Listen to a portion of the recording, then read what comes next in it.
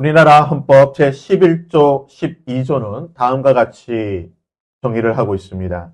모든 국민은 법 앞에 평등하다. 누구든지 성별, 종교 또는 사회적 신분에 의하여 정치적, 경제적, 사회적, 문화적, 생활의 모든 영역에 있어서 차별을 받지 아니한다.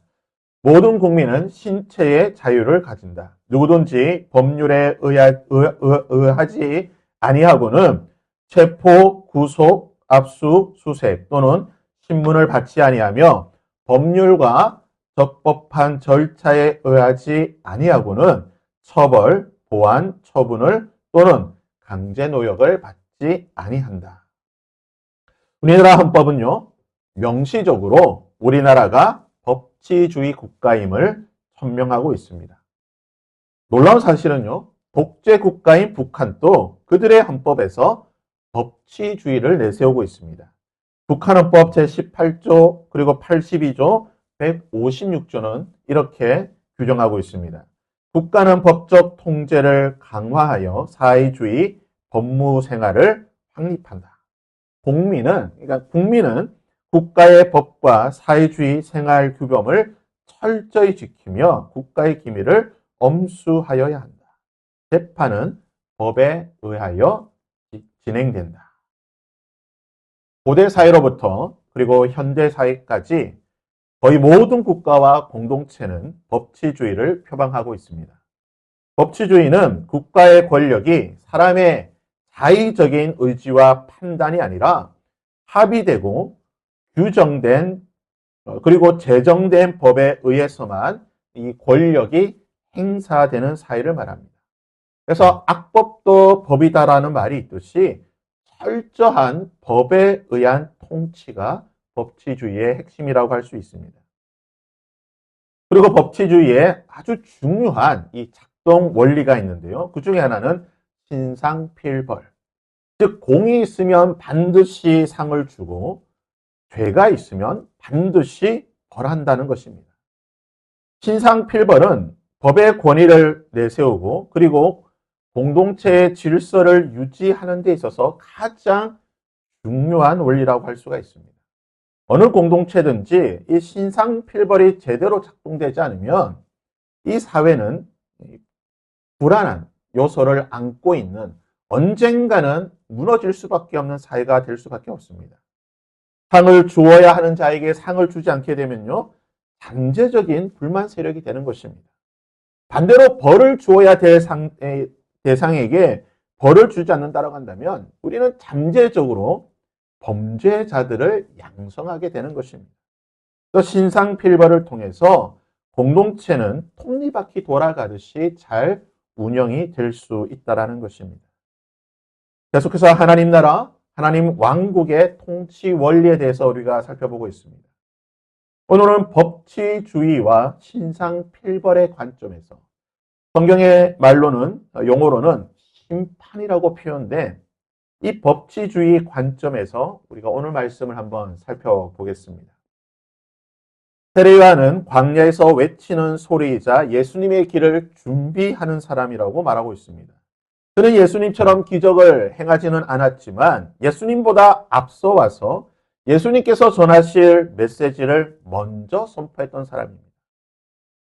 그래서 세례요한이 선포했던 이 메시지는 거의 다시 한번 예수님에 의해서 재선포되었던 것입니다. 세례요한이 전했던 첫 번째 메시지가 무엇입니까? 3장 1절과 2절에 보시면요. 그때 세례요한이 이르러 광야에서 전파하여 말하되 회개하라 천국이 가까이 왔느니라. 회개하라 천국이 가까이 왔다. 이것이 세례요한이 가장 먼저 전하였던 메시지였습니다. 그렇다면 예수님께서 공생애를 시작하시면서 가장 먼저 선포하신 말씀이 무엇일까요? 마태복음 4장 17절은 예수님의 첫 번째 메시지를 이렇게 말합니다. 이때부터 예수님께서 세례 받으시고 마귀에게 시험을 받고 난 뒤에 이때부터 예수께서 비로소 전파하여 이르시되 회개하라 천국이 가까이 왔느니라. 세례요한이 전했던 그 메시지를 거의 똑같이 예수님께서 다시 선포하고 있는 것입니다. 세례 요한은 회개하라 천국이 가까이 왔다라고 메시지를 선포한 뒤에 3장 6절을 보시면요. 자기들의 죄를 자복하고 요단강에서 그에게 세례를 받았다. 그러니까 세례 요한에게 그 메시지를 듣고 나왔던 사람들에게 회개의 세례를 베풀었다라고 말하고 있습니다.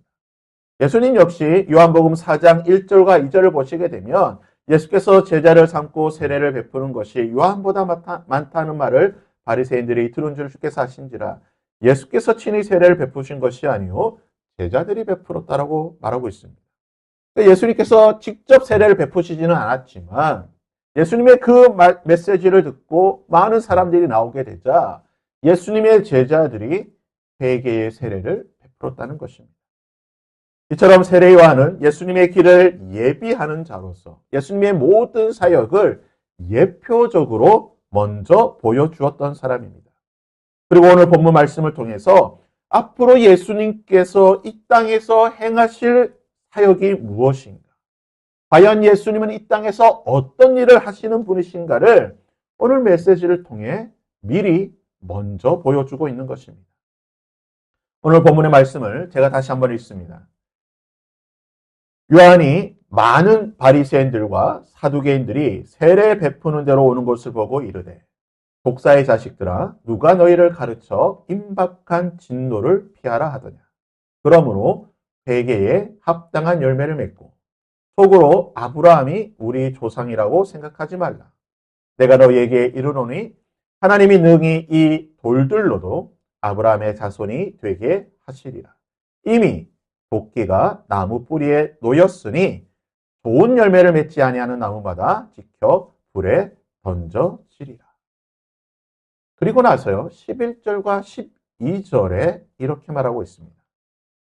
나는 너희로 회개하게 하기 위하여 물로 세례를 베풀거니와 내 뒤에 오시는 이는 나보다 능력이 많으시니 나는 그의 신을 들기도 감당하지 못하겠노라. 그는 성령과 불로 너희에게 세례를 베푸실 것이요 손에 키를 들고 자기의 타작마당을 정하게 하사 알곡은 모아 곡간에 들이고 쭉정이는 꺼지지 않는 불에 태우시리라. 세례 요한이 전한 메시지를 한번 정리해 보겠습니다.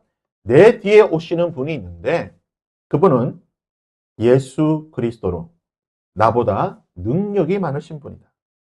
그분은 손에 키를 들고 자기의 타작마당을 정하시는 분이시고 그분은 알곡과 쭉정이를 구분하실 것이다. 그러기에 너희들은 회개해야 한다. 단순히 물로 씻는 회개가 아닌 회개에 합당한 열매를 맺는 참된 회개를 해야 할 것이다. 이를 위해 그분은 너희에게 성령과 불로 세례를 베푸실 것이다.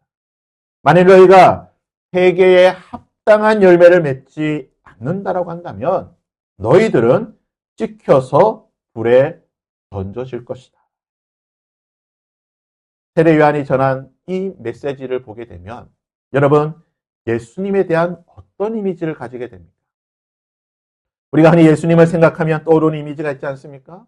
어깨에 양을 메고 또는 양의 무리를 치고 계시는 목자 되신 예수 그리스도.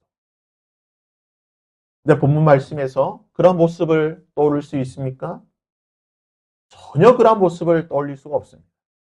물론 예수님은 나는 선한 목자라고 말씀하셨기 때문에 우리는 예수님에 대해 그런 목자의 이미지를 가지게 됩니다. 그러나 적어도 본문에서 세례 요한이 말하고 있는 예수 그리스도의 이미지, 예수님의 첫 모습은 어떻습니까? 우리가 첫인상이라고 하죠. 우리가 사람들에게 첫인상이 너무나 중요합니다. 첫인상이 평생을 가기 때문에 첫인상을 어떻게 보여주느냐 너무나 중요한 것이죠. 근데 이 중요한 첫인상, 세례 요한이 예수님을 이스라엘 백성들에게 소개하면서 이스라엘 백성들에게 보여주는 예수님의 첫인상이 무엇입니까? 그것은 바로 심판하시는 심판주의 모습이라는 것입니다. 이스라엘 백성들에게 보여주는 예수님의 첫인상이 심판주의 모습이라는 것이죠. 세례 요한은 예수님께서 통치하는 시대를 임박한 진노의 시대라고 말하고 있습니다. 헬라어로 임박하다라고 하는 말은 멜로라고 하는 말인데요. 이것은 먼 미래에 일어날 것을 말하는 것이 아니라 이미 진행되고 있어서 곧 닥치게 될 기정사실화된 이런 긴박한 미래를 말하는 것입니다. 10절 말씀에 말하듯이 도끼가 저 멀리 있는 것이 아니라 이미 나무 뿌리에 놓여 있다는, 곧 일어날, 아니 지금 일어나고 있는 일을 말할 때에 임박한 진노, 임박한 멜로라는 단어를 쓰게 됩니다. 그리고 이 진노라는 말, 심판이라는 말의 헬라어 단어는 두 가지가 있는데요. 하나는 디모스라고 하는 단어입니다. 근데 이 말은 순간적으로 욱하는 감정, 우리가 분노장애라고 하잖아요. 분노 조절 장애. 이 순간순간 욱하는 감정. 우리가 운전하다 보면 한 번씩 느끼죠. 갑자기 뭐 끼어들고 하면 나도 모르게 욱하는 이런 것들.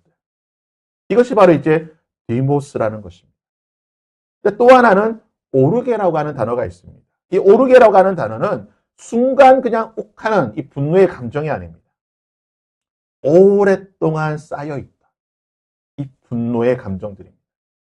한두 번 이 분노하는 것, 이 욱해서 나오는 것이 아니라 아주 긴 시간 동안 그 잘못을 지켜본 결과 그 속에 있던 분노의 감정들. 예를 들어 인내의 게이지가 있다고 한다면 디모스라고 하는 것은 1이나 2 정도밖에 되지 않는. 그러나 이 오르게라고 하는 것은 100까지 게이지가 꽉 찬 상태. 아니 100을 넘어설 때에 그때 나오게 되는 확고한 심판의 이 분노의 감정들을 말하는 것입니다. 예수님께서 통치하는 시대는 바로 임박한 진노의 시대라고 말하고 있는 것입니다. 샬롬의 시대, 평화의 시대, 평안한 시대라고 말하지 않습니다. 확고한 하나님의 심판이 있는, 그리고 이미 그 심판이 시작된 시대. 그것이 바로 임박한 진노의 시대. 예수님께서 이 땅에 오신 시대라는 것입니다. 그렇다면 예수님께서 이 땅에 오신 이 시대가, 지금 우리가 살고 있는 이 시대가 임박한 진노의 시대라고 한다면 과연 우리는 이 시대를 살아가면서 무엇을 해야 할까요? 세례요한은 임박한 진노를 살아가던 이스라엘 백성들에게 무엇을 하라고 선포하고 있습니까? 회개하라. 천국이 가까이 왔으니 회개하라고 선포하고 있는 것입니다. 회개가 가장 우선적으로, 그리고 가장 중요한 일이라고 말하는 것입니다. 그렇다면 임박한 진노의 시대를 살아가는 우리가 회개해야 한다고 한다면 과연 무엇을 회개해야 할까요? 세례요한은 임박한 진노의 시대를 살아가는 이스라엘 백성들에게 너희의 무엇을 회개하라고 말하고 있는 것입니다. 아주 어렸을 때부터 지었다. 내가 기억도 하지 못하던 그 모든 죄를 다 회개해야 할까요? 물론 우리가 그렇게 할 수만 있다고 한다면 그렇게 회개를 해야 할 것입니다. 하지만 지금 세례요한이 말하고 있는 이 회개라고 하는 것은 그것과는 조금 다른 차원의 회개를 말하는 것입니다. 9절과 10절은 이렇게 말하고 있습니다. 속으로 아브라함이 우리의 조상이라고 생각하지 말라. 내가 너희에게 이르노니 하나님이 능히 이 돌들로도 아브라함의 자손이 되게 하시리라. 이미 도끼가 나무 뿌리에 놓였으니 좋은 열매를 맺지 아니하는 나무마다 지켜 불에 던져지리라. 세례요한이 말하고 있는 회개는 무엇입니까? 아브라함의 자손으로서 아브라함의 자손답게 좋은 열매 맺지 못한 일에 대해서 회개하라는 것입니다. 그렇다면 아브라함의 자손으로서 맺어야 할 좋은 열매는 무엇일까요? 우리가 보통 좋은 열매라고 할 때는 우리 어떤 착한 행동, 선한 행동, 이런 행동을 우리는 많이 생각하게 됩니다. 하지만 본문에서 말하고 있는 좋은 열매라고 하는 것은 단순히 착한 선한 행동만을 의미하지 않습니다. 우리의 삶의 방향을 전적으로 하나님께 완전히 돌이키고 그 하나님의 말씀에, 그 언약의 말씀에 순종하는, 그러니까 세상에 어느 정도 나의 마음을 두고 또 하나님께 어느 정도 마음을 두는 것이 아니라 나의 모든 마음을 전적으로 하나님께 향하며 하나님의 말씀에 전적인 순종하는 언약적 그 말씀에 순종하는 삶, 그것이 바로 좋은 열매라는 것입니다. 혈통적인 관점에서 볼 때 이스라엘 백성들은 아브라함의 후손이었습니다. 그런데 혈통적으로 볼 때 아브라함이 그들의 조상이었기 때문에 이 사실이 이스라엘 백성들에게 있어서 어떤 의미가 있었느냐? 우리는 하나님의 심판을 통과할 수 있는 프리 패스 티켓을 가지고 있다. 이 아브라함의 후손이라는 것이 우리에게는 이 자체가 좋은 열매고 이 자체가 하나님의 심판을 통과할 수 있는 프리 패스 티켓이다라고 생각했던 것입니다. 하지만 요한복음 8장에서 예수님께서는 이스라엘 백성들의 이런 생각들이 잘못되었음을 분명히 말씀하고 계십니다. 요한복음 8장입니다. 대답하여 이르시되 우리 아버지는 아브라함이라 하니 예수께서 이르시되 너희가 아브라함의 자손이면 아브라함이 행한 일을 할 것이거나 너희는 너희 아비 마귀에게서 났으니 너희 아비의 욕심대로 너희도 행하고자 하느니라. 그는 처음부터 살인한 자요 진리가 그 속에 없으므로 진리에 서지 못하고 거짓을 말할 때 제 것으로 말하나니 이는 그가 거짓말장이요 거짓의 아비가 되었습니다. 예수님의 말씀이 무엇입니까? 혈통적인 것이 좋은 열매가 아니라는 것입니다. 너희들이 아브라함의 자손이라고 생각하고 그것이 좋은 열매라 생각하고 심판을 받지 않을 것이라고 말하고 있지만 혈통이 좋은 열매가 아니라 아브라함이 가지고 믿었던 그리고 행하였던 그것이 좋은 열매라는 것입니다. 아브라함이 믿음으로 가지고 있었다. 그리고 그 믿음으로 행하였던 그 의, 그것이 바로 좋은 열매라는 것입니다. 아브라함은 하나님을 믿었습니다. 자신을 부르시고 자신에게 약속한 땅으로 인도하여 주신 그 하나님을 믿었던 자입니다. 그리고 하나님은 그 아브라함의 믿음을 의로 여기셨습니다. 로마서 4장 3절에 이렇게 말하고 있습니다. 성경이 무엇을 말하느냐? 아브라함이 하나님을 믿음에 그것이 그에게 의로 여겨진 바 되었느니라. 그렇습니다. 아브라함은 하나님을 믿었고 이것이 하나님은 아브라함의 의라고 인정해 주셨습니다. 하지만 아브라함이 그냥 단순히 믿기만 하였다라고 한다면 그냥 가만히 믿기만 하였다라고 한다면 그는 의라고 하는 열매를 맺지 못했을 것입니다.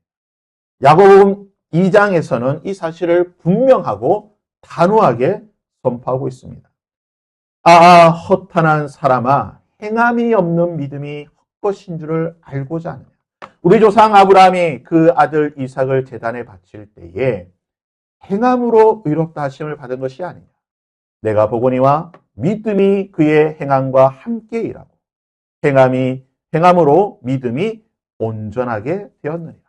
이에 성경에 말한 바 이른바 아브라함이 하나님을 믿으니 이것을 의로 여기셨다는 말씀이 이루어졌고 그는 하나님의 벗이라 칭함을 받았느니라.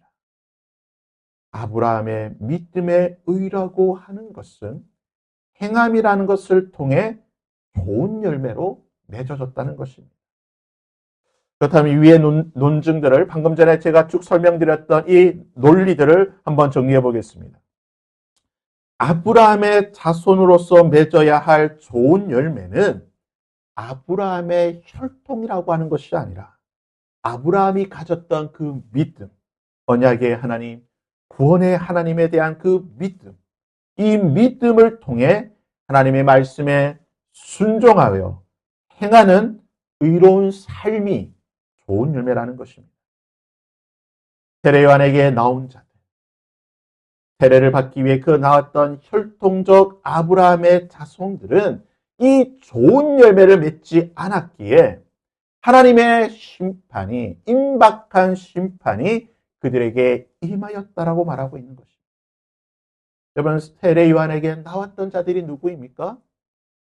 혈통적 아브라함의 자손들이었습니다. 여기서 우리가 기억해야 될 사실은요. 하나님의 심판은 기준이 있다는 것입니다. 하나님은 그냥 기준 없이 마구잡이로 기분에 내키는 데 따라서 아무 때나 심판하시는 분이 아니라는 것입니다. 하나님은 분명한 심판의 기준이 있습니다. 그 심판의 기준이 무엇입니까? 좋은 열매를 맺어야 된다는 것입니다. 아브라함의 자손이라고 하는 혈통이 아니라 좋은 열매를 맺는 것이 심판의 기준이라는 것입니다. 그리고 이 좋은 열매라는 것을 오늘 본문의 말씀은 알곡과 쭉정이라는 것을 통해 다시 설명하고 있습니다. 손에 키를 들고 자기의 타작마당을 정하게 하사 알곡은 모아 곡간에 들이고 쭉정이는 꺼지지 않는 불에 태우시리라. 세례요한이 말하고 있는 이 알곡과 쭉정이는 무엇일까요? 좋은 열매를 맺어야 되는데 이 알곡과 쭉정이는 과연 무엇일까요? 세례요한이 선포했던 내용들을 예수님이 다시 비유로 설명하고 선포하고 계신데요. 마태복음 13장에 보시면 예수님은 천국에 관한 여러 가지 비유들을 말씀하십니다. 그 중에 우리가 잘 알고 있는 4가지 종류의 밭에 떨어진 씨앗에 대한 비유. 이 비유를 설명하시고 난 뒤에 제자들에게 쭉 설명하시고 난 뒤에 아주 놀라운 사실은요. 이 비유가 끝나고 나자 예수님은 한 가지 말씀을 더 덧붙이십니다. 마태복음 13장 24절에 보시면 4가지 밭에 대한 비유를 하시고 난 뒤에 이 말씀을 하십니다. 예수께서 그들 앞에 또 비유를 들어 이르시되 천국은 좋은 씨를 제 밭에 뿌린 사람 같으니 사람들이 잘 때에 그 원수가 와서 곡식 가운데 가라지를 덧뿌리고 갔더니 싹이 나고 결실할 때에 가라지도 보이거늘 주인이 이르되 가만두라 가라지를 뽑다가 곡식을 뽑을까 염려하노라. 둘 다 추수 때까지 함께 자라게 두라. 추수 때에 내가 추수꾼들에게 말하기를 가라지는 먼저 거두어 불사르게 단으로 묶고 곡식은 모아 내 곡간에 넣으라 하리라. 주인이 자신의 밭에 좋은 씨를 뿌렸습니다. 그런데 좋은 씨가 뿌려진 주인의 밭에 원수가 와서 가라지를 덧뿌렸다는 것입니다. 그렇다면 지금 좋은 씨와 이 가라지가 자라고 있는 곳이 어디입니까? 주인의 밭입니다. 주인의 좋은 밭에 지금 좋은 씨와 가라지가 함께 자라고 있습니다. 주인의 밭. 이 밭은 좋은 밭입니다. 영양이 풍부한 밭이고 주인이 깊이 갈아서 들어온 땅이 있는 아주 좋은 밭입니다. 이 좋은 밭에 주인은 좋은 씨를 뿌렸고 원수는 와서 가라지를 뿌렸습니다. 좋은 밭에 함께 좋은 씨와 가라지가 자라고 있습니다. 집 주인의 종들이 주인의 밭에 가라지에 좋은 씨와 가라지가 함께 자라는 것을 보고 이것을 뽑아내기를 원했습니다. 가라지를 뽑아내기를 원하자 주인이 뽑지 말라라고 말하면서 이렇게 말하죠. 가만두라. 추수 때까지 함께 자라게 두라. 추수 때에 일꾼들이 가라지는 먼저 거두어 불사르게 단에 묶고 곡식은 모아 내 곡간에 넣으리라. 열매를 맺는 것은 무엇입니까? 좋은 씨만 열매를 맺습니까? 아닙니다. 본문의 말씀은요. 좋은 씨도 열매를 맺고 가라지도 열매를 맺습니다. 왜요? 그 밭은 좋은 밭이기 때문에. 그 주인의 밭은 좋은 밭이기 때문에 좋은 씨도 열매를 맺는 것이고 가라지도 열매를 맺는다는 것입니다. 문제는 좋은 씨는 알곡을 맺는 것이고 가라지는 쭉정이를 맺게 된다는 것입니다. 그러면서 보듯이요. 가라지와 알곡은 쉽게 구분할 수가 없습니다. 가라지와 그리고 보리와 밀 비슷비슷해 보이죠. 그래서 이것이 함께 자랄 때는 둘을 쉽게 구분해서 선별할 수가 없습니다. 하지만 추수 때가 되면 쉽게 구분할 수가 있습니다. 알곡은 황금빛으로 익게 되어 무거워서 고개를 숙이게 됩니다. 하지만 가라지는 비록 열매가 있으나 너무나 가볍기 때문에 고개를 빳빳이 들고 있는 것입니다. 그리고 그 열매의 색깔도 황금색이 아닌 거무튀튀한 아주 표시가 되는 꾸물되는 그러한 색을 가지게 되는 것입니다. 그래서 추수꾼은 낯을 들고 그냥 고개를 뻣뻣이 들고 있는 그 가라지의 목을 베어내면 되는 것입니다. 또한 가라지와 쭉정이를 함께 거둔다 할지라도 키즈를 하게 되면요. 바람이 불게 돼서 부는 바람에 키즈를 하게 되면 알곡은 무겁기 때문에 가라앉게 될 것이고 가벼운 열매인 가라지는 바람에 날려 사라지게 된다는 것입니다. 예수님께서 알곡과 가라지의 비유를 통해 말씀하고 계신 것이 무엇입니까? 주인의 밭에는 알곡과 가라지가 함께 자란다는 것입니다. 이것은 우리에게 엄중한 경고의 말씀입니다. 여러분, 세례요한 또 말하고 있습니다.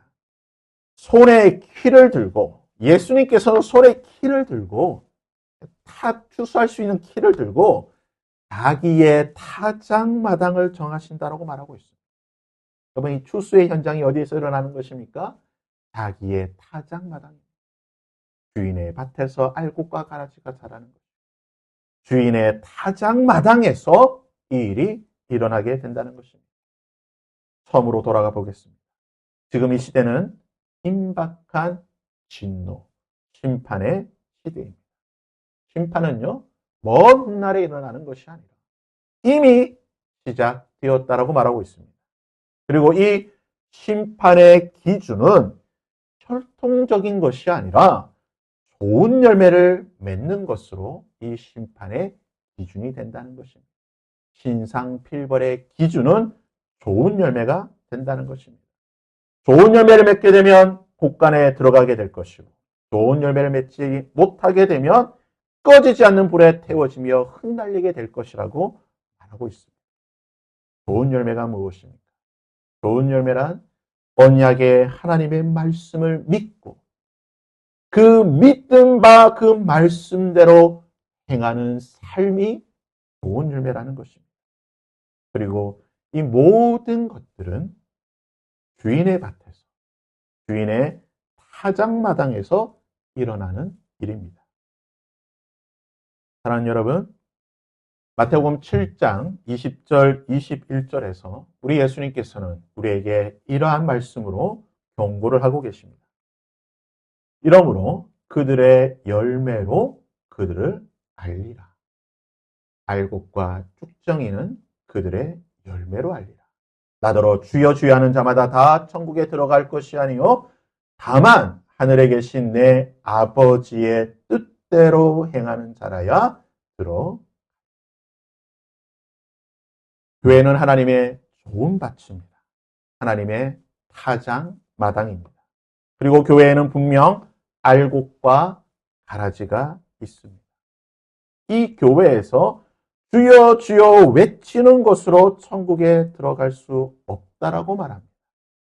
교회에서 주여 주여 외치는 것으로 천국에 들어가는 것이 아니라 혈통적 아브라함의 자손이라고 하는 이것으로 천국에 들어가는 것이 아니라 좋은 열매, 내 아버지의 뜻대로 행함의 열매를 맺을 때에 들어가게 될 것이라고 말하고 있는 것입니다. 그렇다면 오늘 심판의 날에 주인의 밭, 이 타작마당에 있는 우리는 어떻게 살아가야 할까요? 마태복음 5장 20절에서 예수님은 이렇게 우리에게 말씀하고 계십니다. 내가 너희에게 이르노니 너희의 의가, 너희의 그 좋은 열매가, 너희의 그 믿음의 행함이 서기관과 바리새인보다 더 낫지 못하면 결코 천국에 들어가지 못하리라. 그리고 덧붙여 마태복음 23장 23절에서도 이렇게 말합니다. 화 있을진저 외식하는 서기관들과 바리새인들이여, 너희가 박하와 회양과 근처의 11조는 드리되 율법에 더 중한 바 정의와 긍휼과 믿음은 버렸도다. 그러나 이것도 행하고 저것도 버리지 말아야 할지. 우리 예수님의 말씀이 무엇입니까? 박하와 회양과 근처에 11조도 드려야 되는 것이고 율법에 중한 바 정의와 긍휼과 믿음도 행해야 한다는 것입니다. 얼마 전 각 언론사마다 좀 충격적인 자료가 발표되었습니다. 우리나라 국민의 75%가 한국교회를 신뢰하지 않는다라고 대답했습니다. 놀라운 사실은요. 시간이 가면 갈수록 조사를 할 때마다 이 비율이 늘어난다는 것입니다. 목회자를 신뢰하지 않는다. 목회자를 신뢰하는 사람은 겨우 21%에 불과했습니다. 더 놀라운 사실은요. 교인들 중 3명 중 1명은 목회자의 말과 행동을 신뢰하지 않는다는 것입니다. 더 이상 이 사회는요. 우리가 콩으로 매주를 쓴다 해도 믿지 않는 사회가 되었다는 것입니다. 교회인 우리에게 하나님의 심판은 이미 시작이 되었습니다. 도끼가 나무 뿌리에 놓여 있다라고 말하고 있습니다. 도끼가 저 멀리 있는 곳이 아니라 그 날이 우리의 뿌리에 놓여 있습니다. 하지만 다행인 것은 우리 주님께서는 그 도끼로 아직 나무를 베지 않으셨다는 사실입니다. 우리 주님은 심판의 잣대는 들고 계시지만 기다리고 계시는 것입니다. 열매 맺기를 기다리고 계시는 것입니다. 좋은 열매 맺기를 참고 기다리고 인내하고 계시는 것입니다. 믿음은 말이 아닙니다. 믿음은 입술이 아닌 것입니다. 좋은 열매는 입술로 맺는 것이 아닙니다. 좋은 열매라고 하는 것은 우리의 손과 우리의 발로 맺는 것이라고 말하고 있는 것입니다. 사랑하는 성도 여러분, 좋은 열매는 내 힘과 나의 의지로 맺을 수 있는 것이 아닙니다. 내 스스로 맺으려고 하면 우리는 또 다른 바리새인, 혈통적 아브라함의 후손이 될 수밖에 없을 것입니다. 그래서 예수님 세례요한은 11절에서 이렇게 말하고 있습니다. 그는 심판하실 그분은 성령과 불로 너희에게 세례를 베푸실 것이다. 우리의 굳은 마음과 위선을 불태우는 그 불의 세례를, 그리고 우리에게 생명을 주시고 순종할 힘과 능력을 주시는 성령의 세례를 그분께서 주신다는 것입니다. 그분의 불과 성령의 세례가 있어야지만 우리는 좋은 열매 맺는 자들이 될 것입니다. 이 심판의 때에 하나님의 곳간에 들어가는 은혜로운 자리에 서게 된다는 것입니다. 이번 한 주 그리고 앞으로의 여러분의 삶 속에서 여러분은 지속적으로 어떤 열매를 맺고 있는지를 봐야 될 것입니다. 과연 내 삶 속에 나의 입술이 아닌 나의 삶의 모습을 통해, 나의 손과 발을 통해, 나의 전 인격을 통해 나는 과연 어떠한 열매를 맺고 있는가? 하나님이 기뻐하시고 하나님이 원하시는 그 좋은 열매 알곡을 맺고 있는지, 아니면 열매의 모양은 있으나 가볍고 가벼워서 바람에 흩날리고 사라져버릴 그 쭉정이를 맺고 있지 아니하니, 우리는 주의 말씀을 통해 우리의 모습을 살펴보고 이 시간 한 가지의 기도의 제목으로 나아간다고 한다. 다시 한번 내 속에 주의 성령과 불의 세례를 허락하여 주시옵소서. 좋은 열매 맺는 자가 되게 하여 주시옵소서. 이 좋은 주의 밭에, 주의 타작마당에 좋은 알곡으로 남게 하여 주시옵소서. 이 시간 우리 함께 이 기도의 제목을 가지고 함께 찬양하며 기도하며 나가도록 하겠습니다. 우리 함께